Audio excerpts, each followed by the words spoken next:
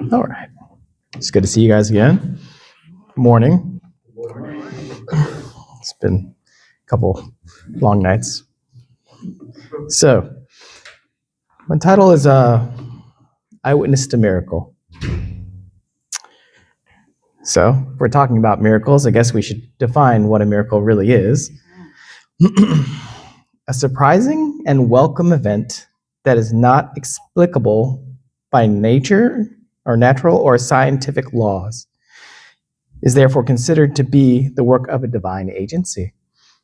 Or two, a highly improbable or extraordinary event, development, or accomplishment that brings welcome consequences.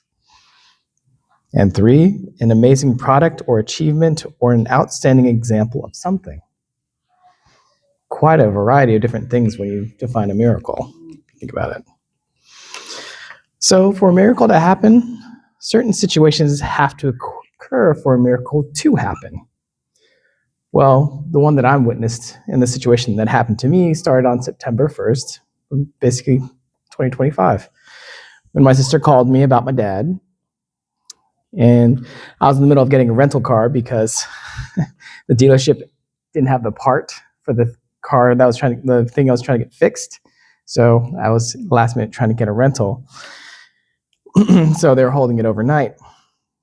As a result, I missed my sister's call. And in text message, she said that my dad was having some chest pain and some shortness of breath. I called back and told her to go to the hospital, give him some aspirin. But she luckily didn't. After she called me, she called my older brother, who's also an ICU nurse as well too. I'm a physician assistant, so we gave pretty much the same advice: go to the ER, get some aspirin, because my dad's had heart issues multiple times. Yeah, so didn't think too much of it because my dad's had some similar issues about it. But the next day, my sister kind of gave us a group text update about what happened to my dad. It was about like 9 or 10 o'clock the next day when the message came in. I was at work about 2 hours into my shift. And she's like, oh yeah, Dad had 3 cardiac arrests in the process of it. It's in ICU, hospital, was under for 30 minutes, CPR, whole nine, everything. So in response to hearing that, I call my on-call provider. I'm like, I gotta go. My dad's in the hospital, not doing so well. And they're like, leave whenever you want. Go. It's fine. Family first. Don't care. We'll find coverage. Whatever you need to do. Really like my job for that. So I call Hanmi. I get home. I ask for permission from my wife to be able to go down to Georgia, which is like a 3-4 hour drive to the hospital to go see my dad. And leaving her alone with my hoodlum children is not for the faint of heart. It's not easy. And two, I can't just leave and not tell my children where I'm going, what I'm doing, why I'm doing what I'm doing as well too. So we get them all basically squared away. We pick them up from church and from school and everything to explain that I'm going to be gone for a few days. And I was like, Hami, are you sure you're going to be okay? Be able to take care of kids and won't be there for the next couple days. And she understands this is a pretty grave situation. So I was like, I want you to spend time with your dad. Even if it's difficult, even if it's hard, I want you to be able to have that time to spend with your dad, at least. So I used the rental car that I just got from the dealership to drive home. It's a really nice Toyota Camry hybrid. It gets 80 miles to the gallon. It was really, really nice. Yeah, I was like, whoa. I think I got to Charlotte, which is about 2 hours away. I put $12 of gas in it, and I was like, wow, this is really nice. So I have a nice 4-hour drive to process everything. Being a physician assistant, we basically make things pretty black and white. We're pretty simple that way. So I look at all the scenarios that is there. My dad's cardiac arrest 3 times. It's been CPR for 30 minutes. To me, this equates that my dad is a vegetable. He's brain dead. No way, nothing, there's no one there. So I'm going there to technically bury my dad. essentially. That's what my medical brain was coming to conclusions about. So I get there, I see my dad intubated, but he's using the numbers and the ABCs to communicate, which means he's not brain dead. And basically intubation means that basically they have a tube down his basically throat to help him breathe, which means he can't talk, but he can still communicate with the numbers and things if you have neurological basically function, which he surprisingly did.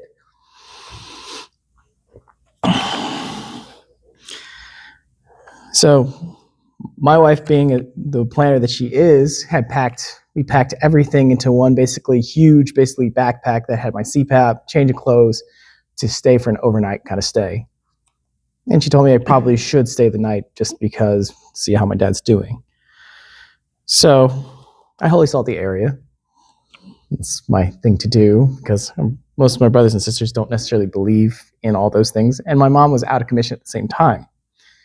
She was also in the hospital getting a surgery for basically breast cancer. So it was a whole great, wonderful, basically fupa of things all coming at once. So luckily though, I see my dad, he's intubated, but he's using the worst basically uses of charades and gestures to explain what he's trying to want to have done for him. So I think him and his nurse had the funniest time trying to understand basically what my dad wanted for an hour. And it was the silliest thing of all. He wanted his penis to go up so he can go to sleep. And the basically ICU nurse cracked dead laughter when he finally came to that conclusion. That's what you were talking about the whole time, with horrible gestures and things. I'm just saying his charades were horrible. He was the worst at charades and indicating, what do I want? It's like, it took him an hour to figure that out. But luckily, since he was intubated, he couldn't really talk back. So I did actually tell him a really good secret that we had at the time. And it was that basically Hanmi was pregnant with our fourth child.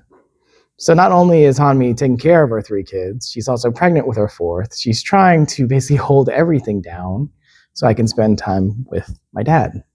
So, who isn't brain dead, which is very surprising at the same time as well.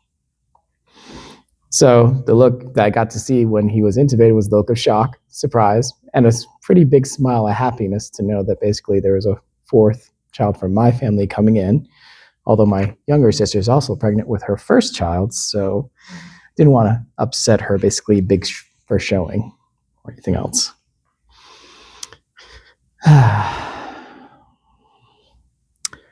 So I got the time to actually tell him I love him. I got the time to tell him that basically he knew that he could actually understand what was going on. Because most of the time, whenever that happens, people are just talking to a ventilator that someone's brain dead and you're not sure if they're even hearing what you're saying. So actually, that time period, I got to talk to the staff. And since they knew I was medical, instead of trying to explain the results to me, they just let me see them more so. And with some basically extra like explanations, I could understand what they were saying. Saw my dad's cardiac cath. There's 3 arteries that supply your heart. All of them were blocked. Every single one of them. So he's on a heart pump that was basically kind of like keeping his heart alive or so. And all 3 major arteries were blocked. He rested 3 times. It's only 3 minutes. It's like, so you can imagine what it is. So I'm looking at all those things. I'm like, how is he even conscious enough to actually talk to anybody or anything with all the things that are going on? His basic kidneys took a hit when you go into cardiac arrest as well too, but he was like surprisingly pretty spry for what had just happened. So during the night stay, I wake up to a nice 3 a.m. sponge bath. I was like, I think the timing could have been better, but that's when they gave him a sponge bath. And then the next morning at 6 a.m., I hear him being extubated, which means they are pulling out the tube, which sounds like, it's not the greatest sound to hear, but it's a good sound to hear because of the fact that now he can actually talk instead of using horrible, horrible charades. Oh my God, he was terrible at them. So not only was the fact that he got extubated, he can now talk and he's still neurologically there. A lot of the times during that period before my dad went to the hospital, a lot of my siblings were having a whole bunch of infighting. We had lots of fights between each other, misgivings and stuff. Usually when some kind of tragedy happens, that usually intensifies and doesn't really resolve or gets worse usually. I saw all my siblings actually get better about putting their things aside, working together to really take care of my dad, and being able to say their piece with him as well, and with each other. They were pretty civil. They really wanted to try to help each other. I woke up the next day and my brother's like, "Hey, do you want anything from Starbucks? Got some bites or something?" I was like, "Yeah, I could definitely use some coffee and a Starbucks or something like that. That'd be great." So they all came together. We basically brought food to my sister's house, which was kind of home base, and everyone's exhausted, tired. Brought sushi. We brought our own food. We cooked together. It was actually really, really nice. So for the next 2-3 days, we got to spend extra shifts on that. Got to spend time, got to talk, and it was like his numbers were getting better, and they took out the basically heart pump, so he was off of that for a little bit, and his numbers looked like they were improved. They were even thinking about possibly doing maybe some other interventions that were there to maybe help him get better. I think it was kind of like that last kind of push or zest for life you have before it happens. But he had a lot of things that were 100% against him.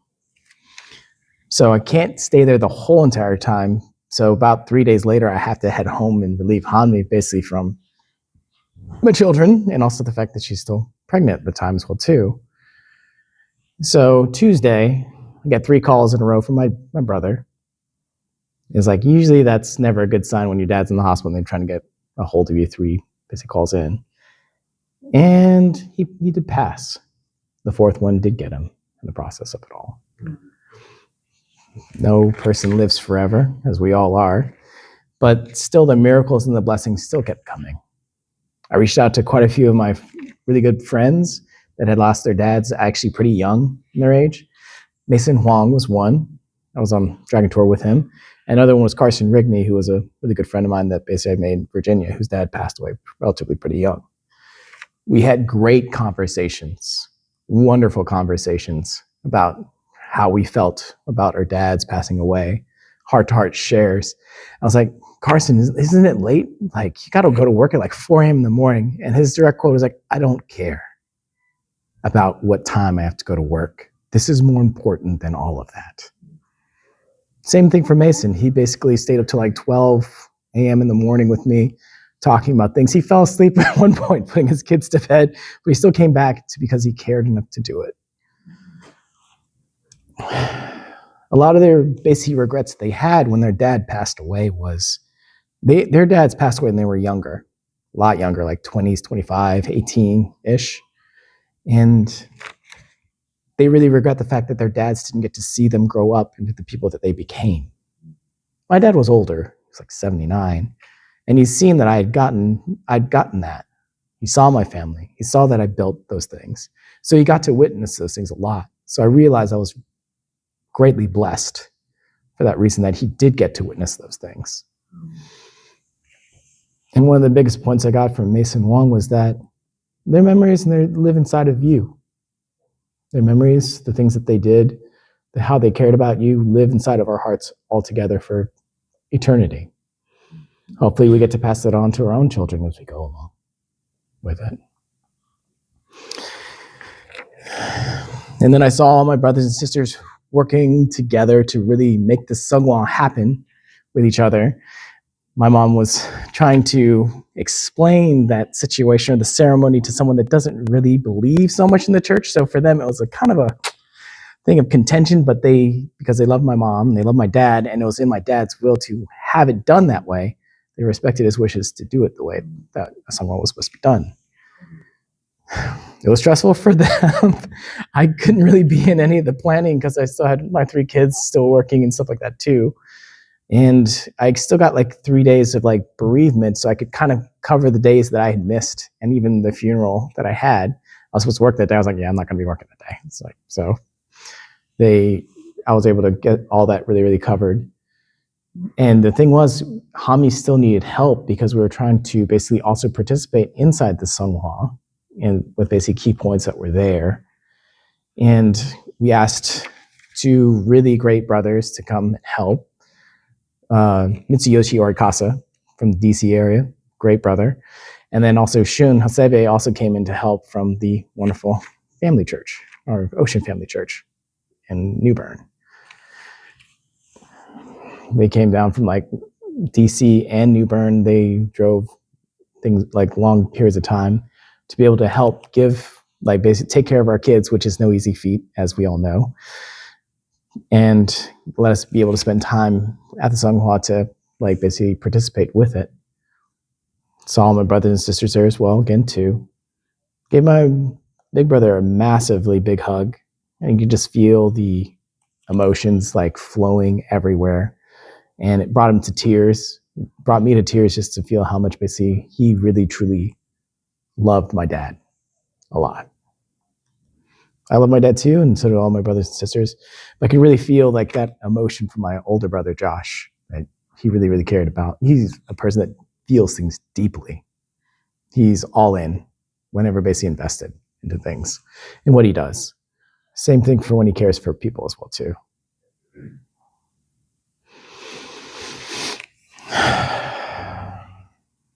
It was a beautiful basically thing to see. All my brothers and sisters like finally actually being civil with each other, caring about each other.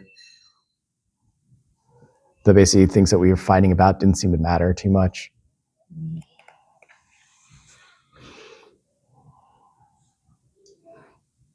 Miracles all around the whole entire process of it. And the biggest miracle that I got to say is like I got to tell my dad that hopefully we're having a fourth that's there. And I told him to keep it to himself, and he promptly told my mom. So we also got to see a lot of like my cousins that I hadn't seen in a long time. Some of them newly married, having kids, and like I remember when they were single and they didn't have anybody, but they looked so much more happier that they were. We got to catch up after basically the Songhua, get dinner together.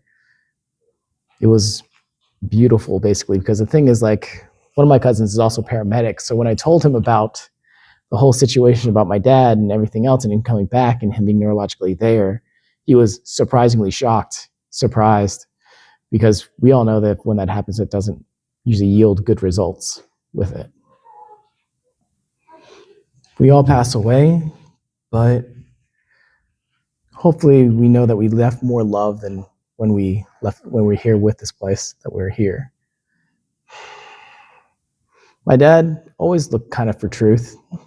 He tried to do the best that he could. We all fell short, but it was hopefully just enough.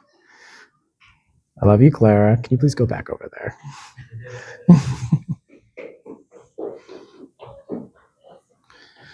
So the miracles that we basically take for granted, they're all around us.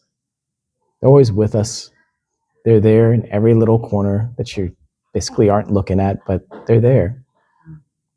God's there with us always, taking care of us even though we feel like we don't want to be taken care of, loving us even though we feel like we're not worthy of it, but we are. And hopefully we get to spread that love to everyone that we get to know more, and the people that we care about even more as well too. It was quite an amazing basic experience to see the miraculous things that happen when God's there with us all. And that's every single day. We just sometimes get too focused on things that don't matter, or focus on the things that are around us, that we forget all the miracles that are around us and around here. The fact that my parents got married, matched and blessed, miracles, because they would never marry each other, ever, at all. But even despite all that, parents been married about 35 years. My mom definitely felt like she lost her best friend. Still misses him, even though they fought all the time. I guess that was their relationship in a way. But I was hoping that basically as the time if you're marrying your enemy, hopefully they would become your friend at the end of it. So I guess They still fought each other, but they were still best friends at the same time, in a way. I think we can hopefully all try to do that as much as we can. And I really hope the miracles keep continuing with each basic generation to the next. I hope we make basically a better place, which each generation that we have here. I know the True Mother basically said, don't worry about me. I'll take this course, whichever way it is. You guys take care of the families and continue on what we had built together. Make sure to build those family bonds together around each other, because this world doesn't like us. The devil doesn't like us. But God loves us, cares about us, and wants to bless us beyond measure. So we should always do our best, always give our best effort, and never give up, no matter how hard or how dark or how difficult it gets. Love you guys. Thank you.